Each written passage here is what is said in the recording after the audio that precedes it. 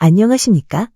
소쿨 극장의 재미있고도 기이한 옛날 이야기 시간입니다. 오늘은 조선 마렵에 살았던 한 가여운 여인의 이야기입니다. 그녀는 남편과의 약속을 지키기 위해 병든 시어머님을 극진히 모십니다. 그 모습은 지금 우리와는 아주 다르고 또 우리가 그렇게 살 필요도 없지만 쳐다보고 있으면 눈이 부십니다. 구독과 좋아요 그리고 알람 설정 부탁드립니다. 재미있고도 좋은 글로 보답하겠습니다.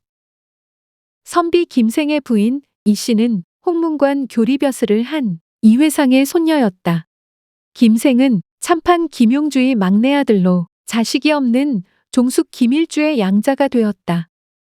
김생이 결혼한 지 얼마 안 되어 병인년에 영조의 계비였던 정순대비가 세상을 떠나자 정순대비와 인척간인 김씨 가문은 숙청의 대상이 되어 귀양살이를 면할 수 없었다. 이 무렵 김생은 나이가 16살에 불과했다. 하지만 용의주도하고 착한 성격이라 강화도에서 병든 양어머니를 모시고 살았다. 장자였던 그의 친형님은 외딴 섬인 전라도 진도의 금갑도로 귀양 가는 친아버지 김참판을 따라갔다. 양아버지 김일주는 흑산도에 귀양을 가 있어서 김생 혼자만이 양어머니의 병상을 지키고 있었다. 하지만 그도 가문에 닥친 재앙을 면할 수 없어서 한반도의 최북단인 함경도 온성부로 유배가게 되었다. 유배지로 떠날 날짜가 확정되자 김생은 내실로 들어가서 어머님과 의논하였다. 이미 소식을 들으셨겠지만 소생이 함경도 온성으로 귀양을 가게 되었습니다. 제가 귀양 가는 것은 이미 예정된 일이니 어찌할 수 없는 일이지만 병환으로 누워있는 어머님이 걱정됩니다. 소자가 이미 장가를 들었지만 집안의 여러 가지 우환으로 아직 신혼의 예를 치르지 못했습니다. 그래서 생각인데 예법이나 길일 여부를 따질 것 없이 새며느리를 집으로 데려오는 것이 좋을 듯합니다. 아들의 말에 어머니는 그래도 그건 얘가 아닌데 하고 눈물 지으면서 사정이 그러니 어쩌나. 하면서 허락했다. 이 무렵 김생과 혼인한 이 씨의 부친도 이미 제주도로 귀양을 가서 있어서 처가지 형편도 그리 만만치 않았다. 신부가 집에 들어온 날 저녁에 그는 어머님을 모시고 잤다. 그리고 다음 날 밤에 신방에 들어갔다. 밤이 깊어지자 김생이 신부에게 말하였다. 당신도 알다시피 새 임금이 즉위하면서 온 가족이 모두 귀양을 가서 집안이 무척 곤란에 처했다오. 그런데 이번에는 그 불똥이 나에게 튀었군요. 나 역시 내일이면 함경도 땅 온성으로 유배를 떠난다오. 이번에 떠나는 곳은 수천리나 먼 곳이어서 살아 돌아오기를 기약하지 못하겠소. 그런데 설상가상으로 어머님마저 병환에 드셨다오. 병환에 든 어머님을 놔두고 가려니 가슴이 찢어지는 듯하구려. 그런데 어떻게 임금의 명령을 거역하겠소. 그래서 염치 없는 부탁을 하려 하오. 당신이 시어머님을 잘 받들어 모시고 정성을 다하여 봉양한다면 나는 곧 죽어도 아무 여한이 없겠소. 만약 하늘이 도와서 내가 살아 돌아올 수 있다면 나는 마음을 다하여 당신을 사랑하고 평생 당신의 은혜를 갚도록 노력하겠소. 신부는 신랑의 말이 끝나자 주르륵 눈물을 흘리면서 머리를 숙여 대답하기를 삼가 분부대로 힘껏 봉양하겠습니다. 라고 하였다. 어머니께서 방문 밖에 계시다가 이렇게 주고받는 말을 듣고서 비통하게 울다가 기절하니 김생이 재빨리 일어나 문을 뛰쳐나가서는 울면서 어머님을 붙들어 일으켰다. 김생은 다음 날 유배기를 떠났다. 함경도 북청 땅을 지나다가 홀연 시를 지어 말하였다. 거센 비바람과 황토는 하늘을 뒤덮고 지나는 길가에는 쓸쓸한 집 두 서너 채. 다니는 사람 잡고 갈 길을 물어봐도 온성을 모른다니 거기가 하늘에 있는가? 김생은 온성에 이르러 문을 닫아 걸고 독서하면서 칩거하고 밖으로 나가지를 않으니 이웃 사람들이 그의 얼굴 보기가 드물었다. 이때 공이 저술한 것이 온성잡록 두 권이었다. 온성잡록을 지은 다음 을해년 봄에 병이 들어 객지에서 쓸쓸히 세상을 떠나니 한반도의 최북단에 있는 함경도 온성 땅에 귀양 온 지 10년, 김생의 나이 27세 때였다. 공의 본집은 한양 남대문 밖에 있었는데 김생의 어머니는 며느리와 함께 두옥한 조그만 집에 살고 있었다. 부인은 공이 유배 떠난 뒤 화기로운 낯으로 병든 시어머님을 받들고 힘써 효성을 다하였다. 가난한 살림이라 며느리가 온갖 품일로 힘을 다하여 시어머니를 공양하니 가까운 이웃이 모두 칭송하여 맞이하였다. 을해년 봄, 시어머니가 밤중에 자다 말고 갑자기 슬프게 울었다. 부인이 곁에 있다가 깜짝 놀라서 몸을 부추겨 일으켜드리며 그 까닭을 물으니 시어머니가 말하였다. 갑자기 내 남편이 꿈에 나타나 나에게 말하기를. 소자가 온성에 떠나 있다가 지금에야 비로소 집으로 돌아왔습니다. 고하니 이것이 어찌 악몽이 아니겠느냐.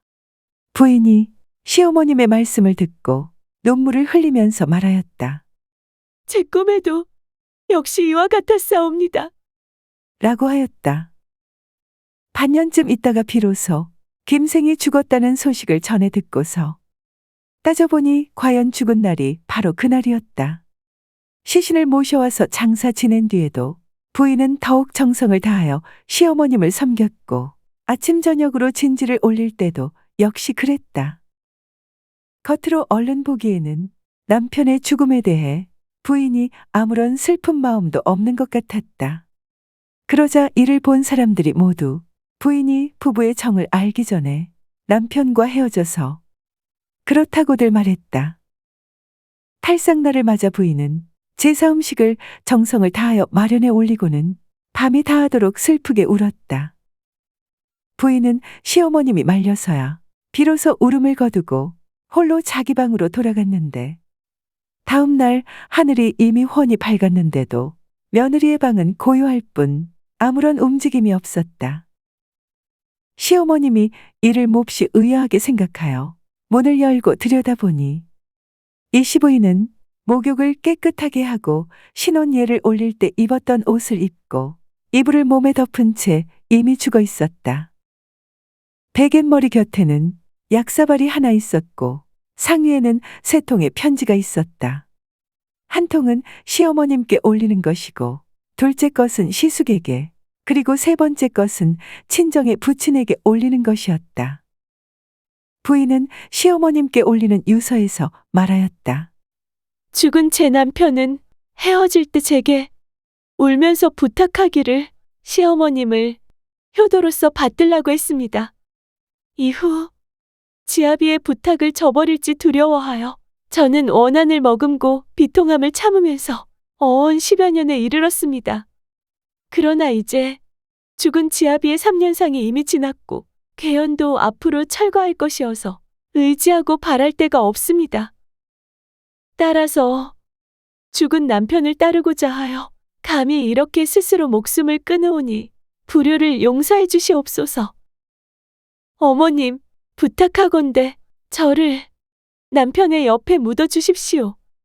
이번 생에서의 지난 10여 년은 의리의 삶을 살았으니 그 인연으로 다음 생에서는 사랑의 삶을 살기를 원합니다.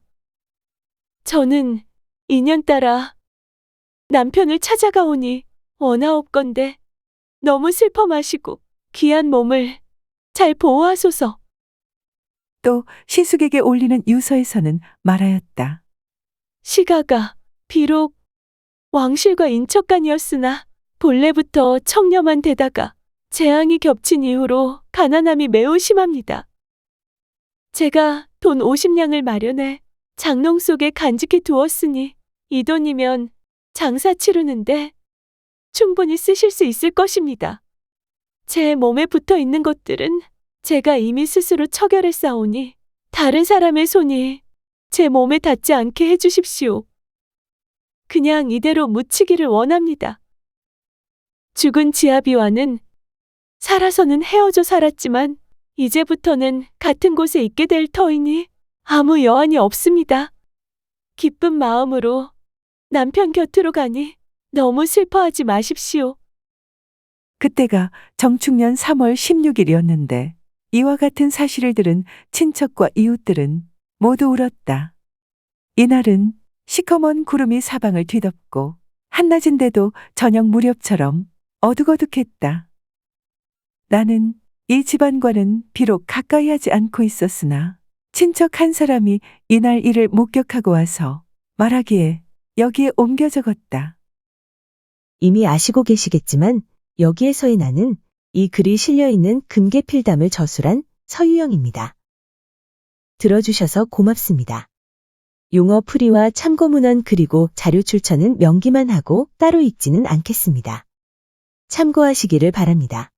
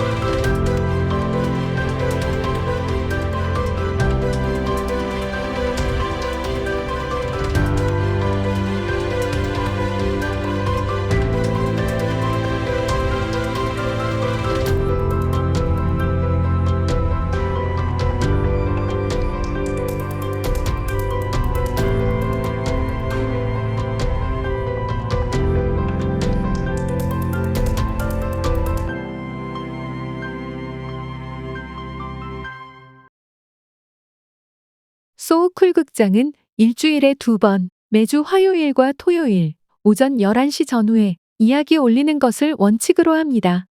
하지만 여건이 되면 목요일에도 가끔 올리겠습니다. 반면에 쇼츠는 틈을 봐서 일주일에 3편 정도만 올리도록 하겠습니다.